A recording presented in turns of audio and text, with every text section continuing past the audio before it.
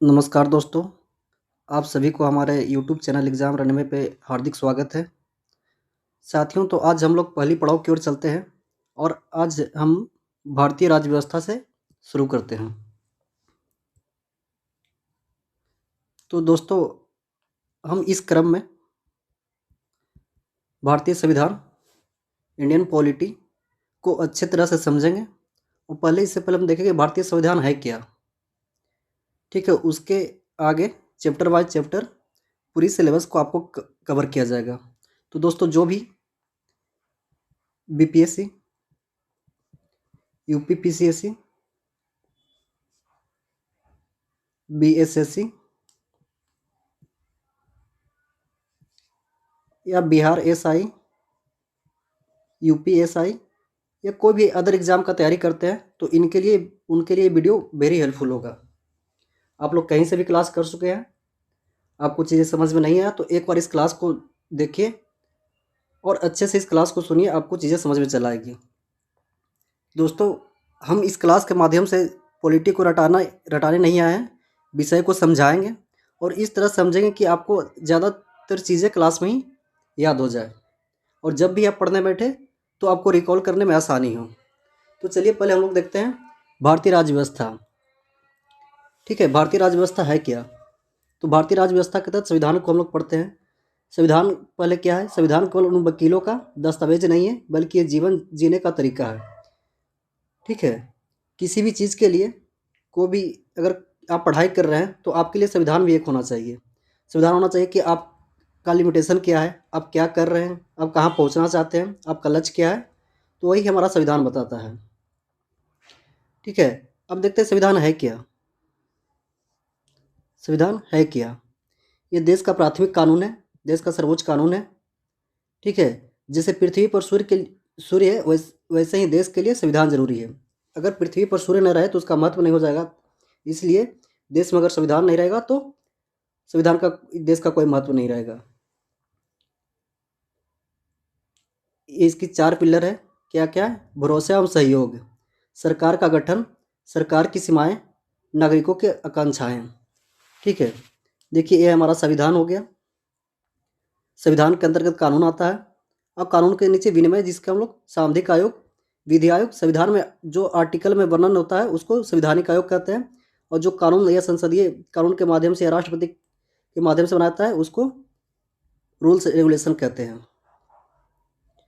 ठीक है, अब एक वर्ड होता है संविधानवाद। आप लोगों ने पढ़ा होगा तो संविधानवाद सुना होगा। तो संविधानवाद का संविधान होना जरूरी नहीं है, ठीक है, लेकिन यह जरूरी है जहाँ संविधानवाद है ना, वहाँ पे लोकतांत्रिक सरकार, ठीक है, लोगों की बोलने की आज़ादी मिलता है। जैसे संविधान है पर संविधानवाद नहीं है, तो ऐसा कौन सा देश है? China, north Korea. देखिए वहाँ संविधान है लेकिन संविधानवाद नहीं है। वहाँ चीज़ें, चाइना में देखिए जो सी जिनपिंग और राष्ट्रपति का कैसे नियुक्ति होता है, और संविधानवाद में होता है विधि का शासन, जो विधि कहता है सबके लिए शासन एक ही होगा। देखिए संवैधानिक सरकार का अर्थ होता है सीमित सरकार। ये वेरी वेरी इंपॉर्टेंट, ये आपको यूपीएससी में और यूपीपीसीएस में लगातार 3 साल पूछा है, 3 बार लगातार पूछा हुआ है। चलिए, अब एक हमारा आता है राज्य और राष्ट्र। ठीक है, राज्य की अवधारणा वेरी इंपॉर्टेंट, इसको ध्यान रखिएगा। ये सबसे ज़्यादा अगर इसमें राज्य में अगर कोई पूछेगा तो 4 पिलर होते हैं: जनसंख्या, भूभाग, सरकार, संप्रभुता। लेकिन कोई अगर एक चीज़ सुनना हो तो संप्रभुता पे टिक लगाए। अगर ऑप्शन में अगर किसी एक पे टिक लगाना हो तो संप्रभुता। जिस कानून की अवधारणा में संप्रभुता नहीं होगा वहाँ राज्य का अस्तित्व नहीं होगा। ठीक है, और राष्ट्र एक मानसिक इकाई है जो एकता का प्रतीक है। चलिए अब देखते हैं संविधान जब हमारा बना, ठीक है, उसके पहले ब्रिटिश सरकार जो कि 1757 या 1764 में बक्सर के युद्ध के बाद से अपना प्रभाव जमाते गया और उन्होंने भारत में औपनिवेशिक सरकार था, वो अपने शासन, प्रशासन और औपनिवेशिक हितों के साधने के लिए बीच बीच में रेगुलेटिंग एक्ट लाता गया। उसी को हम संवैधानिक विकास के रूप में देखते हैं। ये 1773 से 1858 तक होता है। ठीक है, इसको हम लोग डिटेल में समझेंगे। और फिर होता है ताज का शासन। जब 1857 का विद्रोह होता है तो ब्रिटिश क्राउन को सत्ता सौंप दिया जाता है।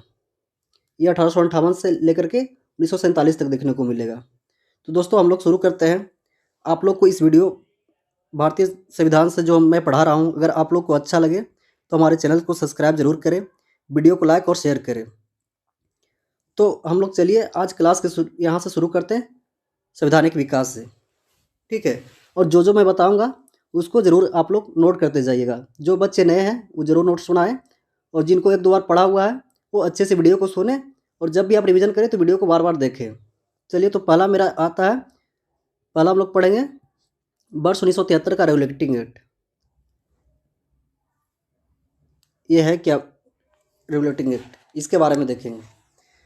ठीक है, ये भारतीय ईस्ट इंडिया कंपनी अपने कार्यों को नियमित और नियंत्रित करने के लिए ब्रिटिश सरकार द्वारा उठाया गया पहला कदम था। पहला कदम यहीं से शुरू होता है। अब करता क्या है, इसमें विशेषता क्या था? बंगाल के गवर्नर जनरल को रूप में बंगाल के गवर्नर बॉम्बे और मद्रास के गवर्नर के अधीनस्थ कर दिया। ठीक है, और पहला गवर्नर कौन थे? तो Warren Hastings. Very important point, Warren Hastings पहला गवर्नर थे। देखिए, पहला गवर्नर पूछेगा वारेन हेस्टिंग्स, ठीक है, और पहला गवर्नर जनरल पूछेगा तो वो क्या हो जाएगा? पहला गवर्नर जनरल वारेन हेस्टिंग्स हो गया। अब पहला भारतीय गवर्नर जनरल वायसराय। ये आगे हम लोग अच्छे से डिटेल में, इस पर मैं एक वीडियो लाऊंगा, शॉर्ट वीडियो, उसमें अच्छे से समझाऊंगा कि पहला गवर्नर जनरल कौन था। ये सब चीज़ें समझने में दिक्कत होती है, इसको डिटेल से हम लोग आगे समझेंगे। आप लोग याद रखिए अभी ये, इसकी एक और विशेषता थी, 4 सदस्यों की परिषद। ठीक है, और ये कलकत्ता उच्च न्यायालय की स्थापना होता है। पूछेगा कलकत्ता उच्च न्यायालय की स्थापना कब हुआ था?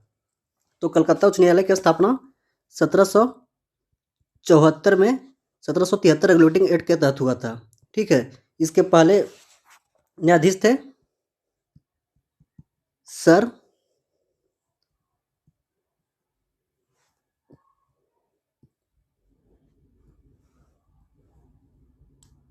इसके पहले न्यायाधीश थे सर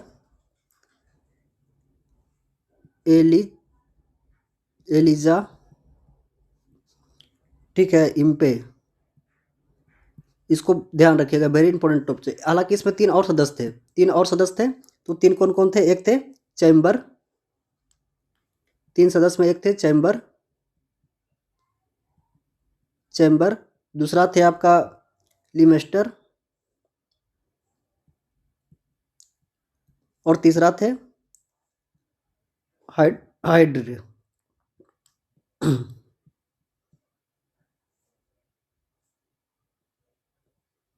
ये तीनों याद रखिएगा। ठीक है, इसको याद करने के लिए से याद रखिएगा HCl होता है हाइड्रोक्लोरिक अम्ल।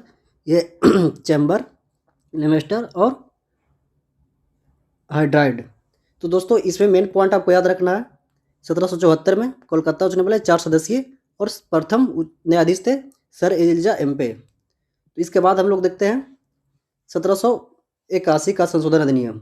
यह गवर्नर परिषद और उच्चतम न्यायालय के क्षेत्र मुक्ति कर दिया गया।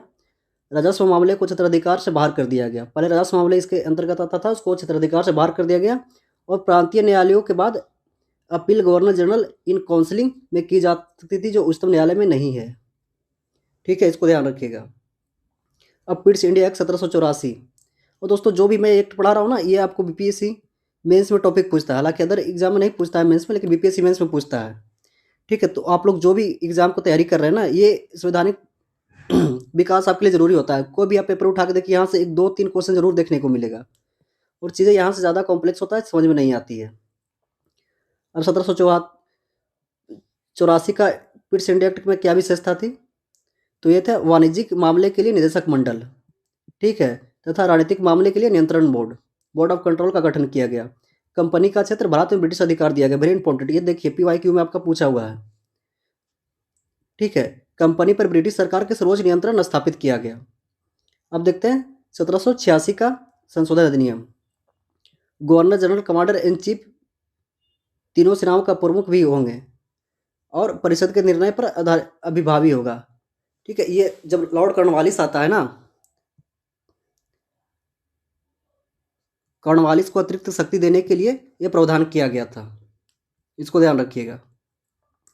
अब दोस्तों देखते हैं 1793 का एक्ट। यह कंपनी के व्यापारिक अधिकार को अगले 20 वर्ष के लिए बढ़ा दिया गया। बोर्ड ऑफ कंट्रोल को सदस्यों तथा उसके कर्मचारियों को भारतीय राजस्व से भुगतान किया गया। Very important. भारतीय राजस्व से कब शुरू किया गया था? तो ये 1793 एक्ट के तहत। चलिए उसके बाद हम लोग देखते हैं 1813 का चार्टर एक्ट।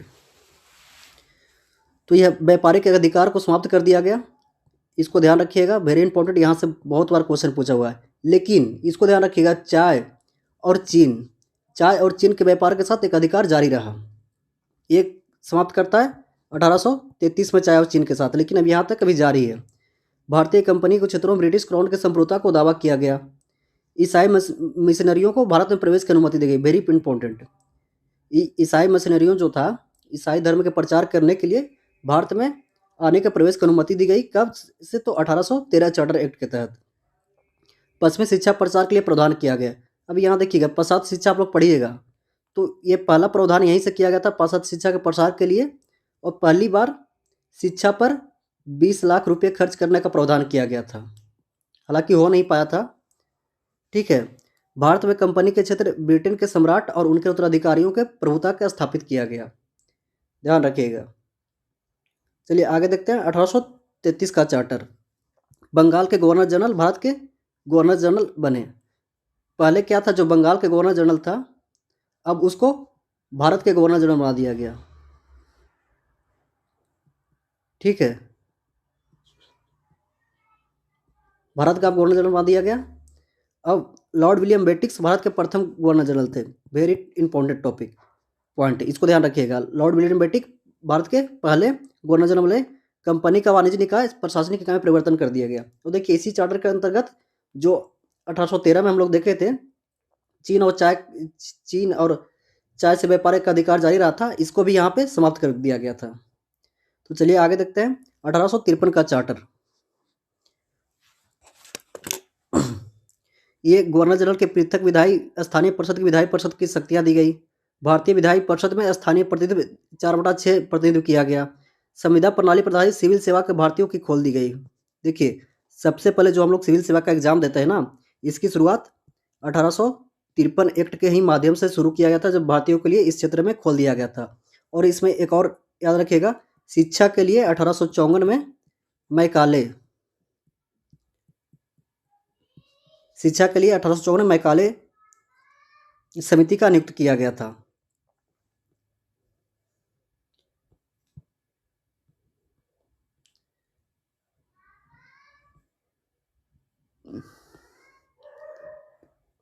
चलिए अब देखते हैं क्राउन के अंतर्गत शक्तियां। अब क्या था, 1857 के महान क्रांति विद्रोह हुआ था। यहाँ से अब ब्रिटिश महारानी सत्ता को अपने हाथों में ले ली और शक्तियां क्राउन के अंतर्गत चला गया है। तो क्राउन के अंतर्गत चला गया, तो यहाँ पे क्या क्या इसका विशेषता है वो देखते हैं। भारत में सुशासन के लिए अधिनियम 1858 का अधिनियम लाया गया। ठीक है। कंपनी से ब्रिटिश क्राउन के हाथों में सत्ता हस्तांतरित की गई। लॉर्ड कैनिंग प्रथम वायसराय बने। देखिए, पहला भारतीय गवर्नर जनरल कौन थे, ये मैं आपको बताया था। चीज़ें रिकॉल कर लेते चलिए, आप लोग जब नोट करिए। भारत के प्रथम गवर्नर जनरल लॉर्ड विलियम बेटिक्स, और भारत के प्रथम वायसराय लॉर्ड कैनिंग। भारत सचिव उनकी सहायता के लिए 15 सदस्यीय परिषद। ये वेरी इंपॉर्टेंट है, ये पूछेगा भारतीय सचिव और सहायता के लिए किस अधिनियम के तहत किया गया था, तो 1858 के अधिनियम के तहत। ठीक है। और एक इसके लिए एक राज सचिव की नियुक्ति की गई थी। इसको ध्यान रखिएगा। चलिए आगे हम लोग देखते हैं 1861 का अधिनियम। देखिए, यह वायसराय के विधायी परिषद और गैर विधायी सदस्यों को भारतीय में शामिल किया गया। बॉम्बे और मद्रास प्रेसिडेंसियों को विधायी शक्तियां पुनः बहाल कर दी गई। पोर्टफोलियो प्रणाली मान्यता मिली थी। ठीक है। आपातकाल के दौरान अध्यादेश जारी करने की शक्ति, वेरी इंपॉर्टेंट पॉइंट। सबसे पहले आपातकाल जारी करने की, जो राष्ट्रपति के आपातकाल जारी करने का जो प्रावधान किया गया है हमारे भारतीय संविधान के आर्टिकल 123 में, देखिए जब भी पढ़िए ना तो एक दूसरे को टॉपिक को रिलेट कीजिए। 123 में किया गया है राष्ट्रपति के अध्यादेश, तो कहाँ से आया था? ये 1861 अधिनियम से आया था। ठीक है, ये इस और ये आपको 70वें बीपीएससी मेंस में पूछा हुआ है। 1861 प्रतिदिन को एक विशेषता बताएं। तो दोस्तों आप लोग जिस भी एग्जाम की तैयारी कर रहे हैं वीडियो को ध्यान से देखिए और PYQ देखिए कि चीज़ें समझ में कहाँ से हम जो चीज़ें पढ़ा रहे हैं वो सही दिशा में जा रही। पढ़ने का सबसे अच्छा तरीका है किसी भी विषय का एनालिसिस करने का, हमको समझ में आ रहा है या नहीं, क्वेश्चन यहाँ से पूछा गया है या नहीं, ठीक है, सिलेबस के अनुसार है या नहीं, वो चीज़ें देखिए। अब है 1892 भारतीय परिषद अधिनियम। इसमें क्या था? प्रांतीय विधान परिषद और स्थानीय निकायों की सिफारिश क्रमशः केंद्रीय और प्रांतीय परिषदों में कुछ गैर सरकारी सदस्यों को नाम निर्देशित करने का प्रावधान था। जिससे कह रहा है प्रांतीय विधान परिषद और स्थानीय निकाय जो था वो केंद्रीय और प्रांतीय परिषदों को कुछ गैर सदस्य को नाम निर्देशित करने का प्रावधान किया गया था। इस प्रकार निर्वाचन के लिए सीमित और अप्रत्यक्ष प्रावधान, कुछ दे देगा, प्रत्यक्ष नहीं, ये अप्रत्यक्ष रूप से भारतीय लोग को निर्वाचन में सम्मिलित करने का पहला प्रावधान था। चलिए उसके बाद देखते हैं 1909 भारतीय परिषद अधिनियम। इसे मार्लो मिंटो सुधार के नाम से जाना जाता है। ठीक है, भारतीय विधान परिषद में गैर सरकारी सदस्यों की बहुमत की अनुमति दी गई। ठीक है, वायसराय की कारण परिषद के भारतीयों की अनुमति के लिए दी गई और सत्येंद्र प्रसाद सिन्हा प्रथम व्यक्ति थे जिन्हें विधि सदस्य के रूप में नामांकित किया गया। Very important. जहाँ जहाँ मैं आपको बोल रहा हूँ वहाँ से PYQ में उठा के देखिए, भर भर के क्वेश्चन पूछा गया है। 30 बार 40 बार क्वेश्चन वहीं से रिपीट होते हैं। देखिए, मुसलमानों के लिए पृथक निर्वाचक मंडल, सांप्रदायिक प्रतिनिधित्व की प्रणाली शुरुआत की गई और बजट पर चर्चा करने की शक्ति पहली बार भारतीयों को मिला। चर्चा कर सकते थे, बजट पर मतदान नहीं कर सकते थे, मतदान कर नहीं करना था, सिर्फ चर्चा करने का प्रावधान था। तो चलिए इसके बाद देखते हैं 1919 भारत शासन अधिनियम। यह क्या था? इसे मॉन्टूक चेम्सफोर्ड सुधार के नाम से जाना है। केंद्रीय और प्रांतीय विषय को सीमांकन किया गया। अब क्या था ना, दोनों विषयों को दो भाग में, एक केंद्रीय विषय और एक प्रांतीय विषय, दो भाग में विभाजित किया गया। जब अब ये था कि इसमें कौन कौन सा विषय था, इसको ध्यान रखिएगा। केंद्रीय विषय में हो जाएगा आपका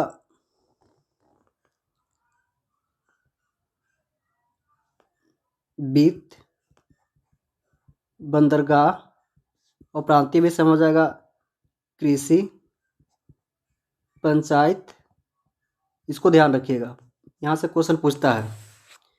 ठीक है, उच्चायुक्त पद का सृजन किया गया और द्विसदनीय प्रणाली व्यवस्था प्रत्यक्ष निर्वाचन की शुरुआत की गई। पहली बार प्रत्यक्ष निर्वाचन की शुरुआत की गई थी 1819 के अधिनियम से और द्विसदनीय व्यवस्था एक केंद्रीय प्रांतीय स्तर पर शुरू किया गया। केंद्रीय लोक सेवा आयोग का स्थापना किया गया। वेरी इंपॉर्टेंट, आपको यहीं से केंद्रीय लोक सेवा की स्थापना 1926 में शुरू किया गया था। पहली बार भारतीय लोगों को सिविल सेवा में कब एंट्री मिला था? तो 1853 एक्ट के तहत।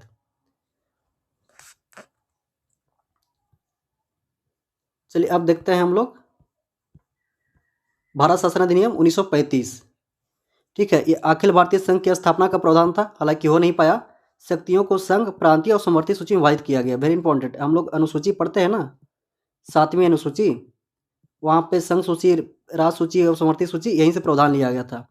प्रांतों को स्वायत्त उत्तरदायी दिया गया। देखिए, प्रांतों को यहाँ से स्वायत्त कर दिया गया और केंद्र में द्वैत शासन की स्थापना किया गया। यहाँ क्या था 1909 में, रिलेट करके पढ़िए। 1909 में क्या था? 1909 अधिनियम में था, 1919 में, सॉरी 1919 में क्या था? प्रांतों को, प्रांतों में दैत्य शासन था और यहाँ क्या था? केंद्र में दैत्य शासन और प्रांतों को अलग कर दिया गया। RBI की स्थापना, ठीक है, और प्रांतीय संयुक्त लोक सेवा आयोग की स्थापना किया गया। 1919 में किया गया था लोक सेवा आयोग और प्रांतीय लोक सेवा आयोग की स्थापना किया गया था आपको 1935 अधिनियम में। ठीक है, संघीय न्यायालय की स्थापना किया गया था, यहीं से हमारा RBI, संघीय न्यायालय, सर्वोच्च न्यायालय स्थापना किया गया था। तो दोस्तों हम लोग ने अभी संवैधानिक विकास देखा। अब आगे देखते हैं हमारे संविधान की विशेषता क्या है। तो देखिए, एकात्मक प्रणाली,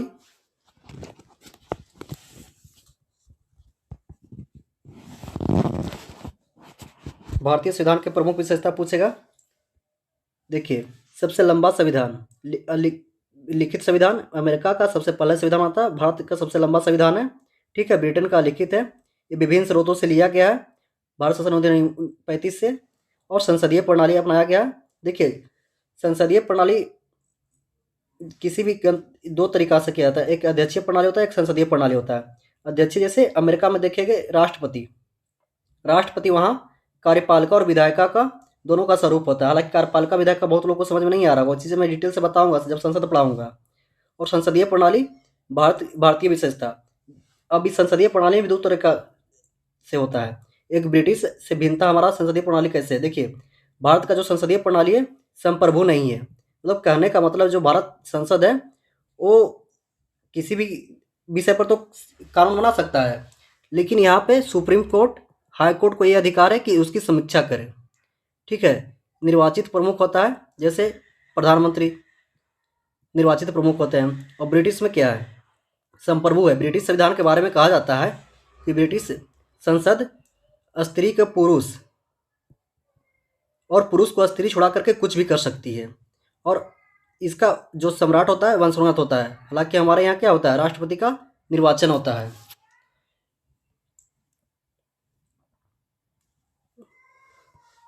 अब देखिए इसके कठोरता, लचीलापन, ये कठोर है संविधान संशोधन विशेष बहुमत से, और कुछ मामले में लचीलापन है। कठोर क्या होगा, 368 बहुमत की विशेषता, हालांकि ये समय आगे डिटेल में आपको पढ़ाऊंगा। ठीक है, और एकात्मक संघीय प्रणाली देख लीजिएगा, हमारे सर्वोच्च न्यायालय एकीकृत व्यवस्था है, इसकी व्यवस्था को आप लोग पीडीएफ से पढ़ लीजिएगा, इसमें ज़्यादा कुछ नहीं है। आगे हम लोग चलते हैं।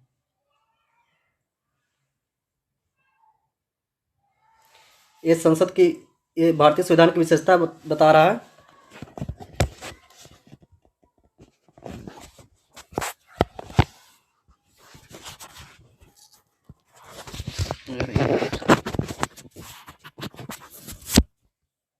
ये आप लोग देख लीजिएगा भारतीय संविधान की विशेषता क्या है। अब हम लोग चलते हैं, भारतीय संविधान का स्रोत किस देश से क्या लिया गया है। ठीक है, ये वेरी इंपॉर्टेंट है, किसी भी एग्जाम आप दे रहे हैं तो यहाँ से देखिए क्वेश्चन भर भर के आता है। भारतीय संविधान का स्रोत कहाँ से, किस देश से क्या लिया गया है।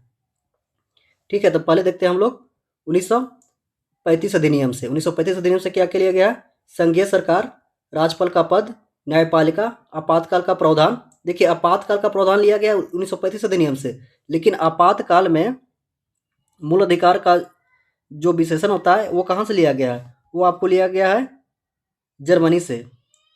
ठीक है, उसको ध्यान रखिएगा, आपातकाल बोलेगा तो 1935 से लिया गया है, लेकिन आपातकाल में मौलिक अधिकार का जो हनन होता है उसके ये होता है, ये लिया गया है जर्मनी से, लोक सेवा आयोग 1935 से। अब देखते हैं ब्रिटिश संविधान से क्या क्या लिया गया। दोस्तों, हुआ था क्या, जब संविधान निर्माता, हमारे संविधान निर्माण की चर्चा चल रही थी, उस क्रम में विभिन्न देशों को संविधान को पढ़ा गया, और जिस संविधान से जहाँ कुछ लिया गया है, जहाँ से अच्छी महत्वपूर्ण विशेषता मिली है, वो हमारे संविधान में अपनाया गया है। इसलिए देखिए मेंस में क्वेश्चन आता है, क्या भारतीय संविधान उधार का थैला है। इस पे क्वेश्चन आता है, उधार का थैला है। तो आप लोग बताइएगा कमेंट में, क्या भारतीय संविधान उधार का थैला है। 2-4 पॉइंट कमेंट कर सकते अगर सीरियस होंगे तो। ठीक है, अब ब्रिटिश संविधान से क्या लिया गया है, संसदीय प्रणाली, विधि का शासन, विधायी प्रक्रिया, एकल नागरिकता, कैबिनेट प्रणाली, और विशेषाधिकार है रीट, संसदीय विशेषाधिकार। और अमेरिका से क्या लिया गया, वेरी इंपॉर्टेंट, देखिए दो याद रखिए, ये ब्रिटेन से, अमेरिका से 1935, और आयरलैंड से ये मूल अधिकार, न्यायिक समीक्षा, राष्ट्रपति पर महाभियोग, और न्यायपालिका की स्वतंत्रता, उच्चतम न्यायालय, उच्च न्यायालय के न्यायाधीशों को हटाना, और उपराष्ट्रपति का पद, ये लिया गया है हमारे अमेरिका के संविधान से। अब देखते हैं आगे कनाडा के संविधान से क्या लिया गया। केंद्र मजबूत संघ, अवशिष्ट शक्तियां केंद्र के पास, केंद्र राज्यों के राज्यपालों की नियुक्ति, और उच्चतम न्यायालय का सलाहकारी क्षेत्राधिकार। ठीक है, अब ऑस्ट्रेलिया के संविधान से क्या लिया गया है, आयरलैंड से क्या लिया गया, ये राज निदेशक तत्व, डीपीएसपी, वेरी इंपॉर्टेंट, हर एग्जाम में पूछा हुआ है। राज्यसभा के सदस्यों का नामांकन, राष्ट्रपति का निर्वाचन। और ऑस्ट्रेलिया के संविधान से क्या लिया गया है, समवर्ती सूची, व्यापार, वाणिज्य, संसद के दोनों सदनों में संयुक्त अधिवेशन। कितना आर्टिकल में? आर्टिकल 108 में संयुक्त अधिवेशन की चर्चा की गया है। ठीक है, वो कहाँ से लिया गया है? ऑस्ट्रेलिया से लिया गया है। अब देखते हैं सोवियत संघ रूस, इससे मूल कर्तव्य और प्रस्तावना में सामाजिक, आर्थिक, राजनीतिक आदर्श लिया गया है। जर्मनी, आपातकाल के दौरान मूल अधिकारों का निलंबन। आपातकाल का प्रावधान पूछेगा 1935 अधिनियम, लेकिन आपातकाल के मूल अधिकारों का निलंबन तो जर्मनी से। यहाँ कन्फ्यूज मत होइएगा, यहाँ क्वेश्चन आपको एग्जामिनर फंसाएगा। दक्षिण अफ्रीका से क्या लिया गया? इसको याद रखिएगा, वेरी इंपॉर्टेंट, संविधान संशोधन। ठीक है, जो 368 आर्टिकल में है। अब यहाँ देखते हैं फ्रांस के संविधान से लिया गया है स्वतंत्रता, समानता, बंधुत्व, और जापान के से लिया गया विधि का शासन या विधि द्वारा स्थापित प्रक्रिया। चलिए दोस्तों, तो हम लोग ने क्या क्या देखा अभी तक? संवैधानिक विकास, संविधान क्या होता है, संविधान क्या है, संविधानवाद क्या है, ठीक है, राज्य और राष्ट्र क्या है, संवैधानिक विकास, और संविधान के प्रमुख स्रोत और संविधान की विशेषता, ये हम लोग ने देख लिया है। अब आगे देखते हैं, यहाँ से आप लोग ध्यान रखिएगा, प्रस्तावना। ठीक है, प्रस्तावना कहाँ से शुरू होती है? ये देखिए, हम भारत के लोग से शुरू होता है। शुरू करते हैं ना, हम भारत के लोग, भारत को एक संपूर्ण प्रभुत्व, संपन्न, समाजवादी, इसको ध्यान रखिएगा। ये संविधान का स्रोत बताता है, संपूर्ण प्रभुत्व। ये लाइन पूछा गया है, ए टू, यहाँ से एग्जामिनर लाइन उठा के सीधे डायरेक्ट दिया है, देखिएगा PYQ में आप लोग, यूपी PCS हो चाहे BPSC का क्वेश्चन में ये पूछा गया है। ठीक है, और वनडे एग्जाम वाला आप लोग भी ध्यान दीजिए, यहाँ से अब क्वेश्चन जो एग्जाम का पैटर्न बन रहा है ना, देखिए कैसा एग्जामिनर पूछ रहा है। अभी बिहार SI का एग्जाम हुआ, हवा नहीं चला, जो 500-200 PDF के पीछे भाग रहे थे ना, जो बोल रहे थे यहीं से सब क्वेश्चन आएगा, हवा नहीं लगा। देखिए 10-20 क्वेश्चन तो हर किसी के से ये हो जाता है, लेकिन आप लोग एक रेगुलर वे में एक बार अच्छे से पढ़ाई कीजिए। अब कोई भी एग्जाम दे रहे हैं, UPSC दे रहे हैं, UPSC के अलग के लिए और डिटेल में जाना पड़ेगा, UP PCS दे रहे हैं, BPSC दे रहे हैं, या वनडे एग्जाम दे रहे हैं, UK PCS दे रहे हैं, या MP PCS दे रहे हैं, या कोई भी वनडे एग्जाम दे रहे हैं, आपके लिए ये वीडियो बहुत हेल्पफुल होगा। अब आप लोग को जो मैं बुक लिस्ट बताया हूँ उसको पढ़िए, और जब भी पढ़ाई करने के बाद एक बार अभी पढ़ लिए, नोट इसको कर लीजिए। हालांकि मैं PDF के पीछे मत ज़्यादा भागिएगा, PDF मैं टेलीग्राम में चैनल पर डाल दूंगा, PDF नोट बना लीजिए, फिर क्लास करने के बाद एक बार उसको पढ़िए, फिर आप लोग PYQ उठाइए, देखिए सोल्व हो रहा है या नहीं। 2 दिन बाद फिर रिविजन कीजिए, चीज़ें नहीं समझ आ रहा है तो वीडियो को फिर देखिए, और जो चीज़ें नहीं समझ में आ रहा है 2-3 बार पढ़ने के बाद उसको कमेंट में बताइए, मैं आप लोग को समझाऊंगा। ठीक है, ये राज की प्राकृतिक बताता है। अब देखिए, कहता है भारतीय संविधान में न्याय कितने प्रकार से के दिया हुआ है? 3 प्रकार के, सामाजिक, आर्थिक, राजनीतिक। इसको ध्यान रखिएगा, पूछता है न्याय कितने प्रकार का मिला हुआ सदन, तो 3 प्रकार का। ठीक है, स्वतंत्रता कितने प्रकार का है? तो 5 प्रकार की स्वतंत्रता दिया गया है, विचार, अभिव्यक्ति, विश्वास और धर्म की उपासना। ठीक है, समता, अवसर और प्रतिष्ठा की समता, बंधुता, ये 42वां संविधान संशोधन 1976 द्वारा जोड़ा गया था, ये ध्यान रखिएगा। अब देखते हैं संविधान की, जो हम लोग देख रहे थे, प्रकृति क्या है? समाजवादी है, इसे 42वां संविधान संशोधन द्वारा जोड़ा गया था। भारत एक लोकतांत्रिक समाजवाद की स्थापना करता है, जिसका मिश्रित अर्थव्यवस्था, यहाँ देखते होंगे, यहाँ पे पूंजीवादी और समाजवादी दोनों का मिश्रण देखने को मिलता है, तो आप लोग ध्यान रखिएगा। अब देखते हैं पंथ निरपेक्ष, ये भी आपका 42वां संविधान संशोधन द्वारा जोड़ा गया है, बहुत बार पूछा गया है। 42वां संविधान संशोधन में प्रस्तावना के कौन कौन सा प्रावधान जोड़ा गया था? तो इसे होगा पंथ निरपेक्ष, एक होगा समाजवाद, और एक क्या था, यहाँ पे हम लोग अभी देखे थे ना, बंधुता। ठीक है, एक लोकतांत्रिकतात्मकता, यहाँ राजनीतिक प्रति संसदीय लोकतंत्र पर आधारित है, गणराज्य निर्वाचित राष्ट्रपति होता है, इसको ध्यान रखिएगा। अब होता है भारतीय प्रस्तावना के भाग के रूप में, ये कब पेश किया गया था? तो दोस्तों, भारतीय संविधान की प्रस्तावना पेश किया गया था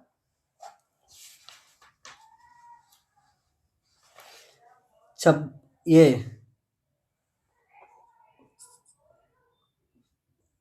पेश किया गया था, शायद ये दिसंबर में पेश किया गया था, दिसंबर। चलिए इसको मैं बता दूंगा एक और, मुझे भी ध्यान नहीं आ रहा। अब देखते हैं भारतीय संविधान, क्या इसमें संशोधन किया जा सकता है, क्वेश्चन पूछता है, या नहीं किया जा सकता है? तो बेरीवाडी संघ 1960 प्रस्तावना संविधान का भाग नहीं है। हुआ क्या था, जब भारत का विभाजन हुआ था, ठीक है, तो इस समय एक मामला आया था, बेरुवाड़ीवाद, 1960 में।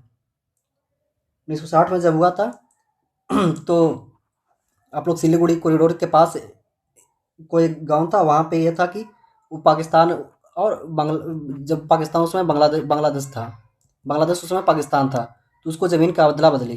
तो वही कहा गया कि भारतीय संविधान प्रस्तावना नहीं है, लेकिन इसके बाद सर्वोच्च न्यायालय ने फैसला किया कि कोई भी आप देश से, किसी देश से तो ले सकते हैं बिना संविधान संशोधन, लेकिन किसी देश को ज़मीन देना है तो संविधान संशोधन करना पड़ेगा। आप लोग ने 100वां संविधान संशोधन देखा होगा।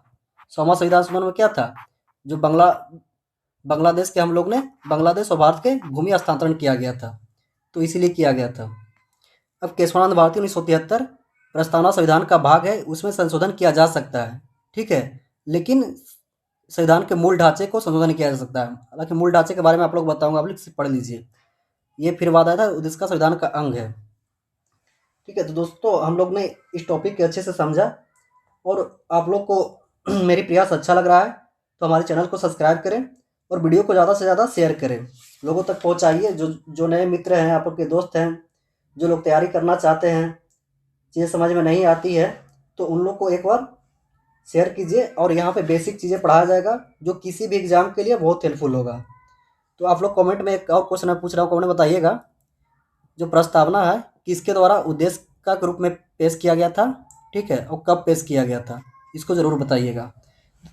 तो दोस्तों, इस वीडियो को ध्यान से देखें और ज़्यादा से ज़्यादा शेयर करें, चैनल को सब्सक्राइब करें, और इसी तरह हम लोग आगे पॉलिटी का कुछ पार्ट करके हम लोग दूसरे सब्जेक्ट पे चलेंगे। इस तरह पूरा सिलेबस कवर किया जाएगा।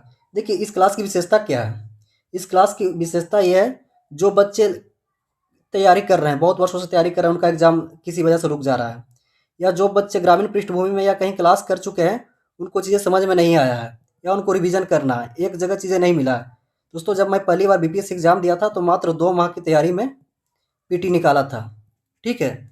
तो वो मैं किया क्या था, हालांकि मुझे उतना गाइडेंस मिला नहीं था, तो मैं खुद सेल्फ ये करके किया, और यूट्यूब पे मैंने एक-एक वीडियो ढूँढ-ढूँढ कर, एक-एक सब्जेक्ट का ढूँढ-ढूँढ कर पढ़ा, तो मुझे बहुत दिक्कत हुई। हालाँकि अब भी है, वहाँ वैसा क्लास नहीं है, सब भी देखिएगा तो रिवीजन करा दिया, ये दे दिया, 10 को फैक्ट दे दिया, हो गया। वैसे पढ़ने से एग्ज़ाम नहीं नहीं निकलेगा।